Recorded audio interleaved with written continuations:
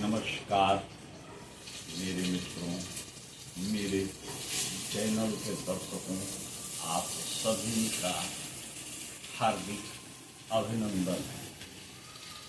पिछले वीडियो में मैंने 5 तत्वों के बारे में बताया था। उन 5 तत्वों में आज मैं विशेष रूप से वायु तत्व के बारे में बताने जा रहा हूँ। आप लोग ध्यान से सुनिएगा। वायु तत्व सभी तत्वों का मिश्रण होता है। उसमें विशेष रूप से यह है कि वायु तत्व का काम होता है गतिशीलता। गतिशीलता देखने हेतु, हृदय की धड़कन हेतु वायु तत्व का महत्व होता है। यह विशेष रूप से बच्चों में अत्यधिक सक्रिय रहता है। इसकी कम सक्रियता से बच्चों में अस्वस्थता आ जाती है। वायु तत्व का जो काम है वो गति देना होता है। बच्चों में यह गति विशेष रूप से देखने को मिलती है। जब बच्चा जन्म लेता है तो उसके अंदर वायु तत्व की कमी होती है। इस वजह से वह जन्म लेते ही हाथ पैर नहीं चलाने लगता। वह वायु तत्व को अपने अंदर पहले समाहित करता है ताकि वायु तत्व का जो बाहरी भार है उस भार को उसके अंदर व्याप्त वायु मेंटेन कर सके।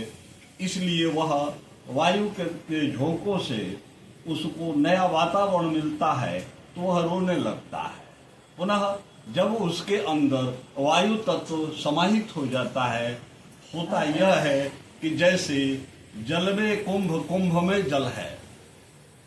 जल में कुंभ, कुंभ में जल है, बाहर भीतर वायु, यानी कि उसमें जब भीतरी वायु का प्रवेश हो जाता है, इसके बाद वह अपने हाथ पैर को चलाना शुरू करता है। वायु तत्व जीवनदायिनी है और वायु तत्व का यदि आप ग्राफ देखें तो उसमें मेन रूप से ऑक्सीजन होता है जो कि जीवन के लिए बहुत ही आवश्यक होता है।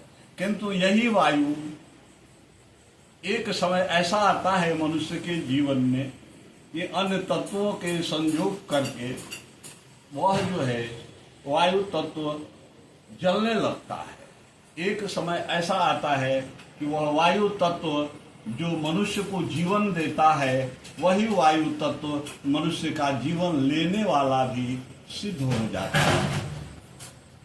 वायु तत्व के बारे में यह जानना होता है कि अखिल ब्रह्मांड में व्याप्त वायु सभी जीव के ऊपर पड़ता है, किंतु ग्रहों और नक्षत्रों के आधार पर उसके परिणाम में अंतर आ जाता है।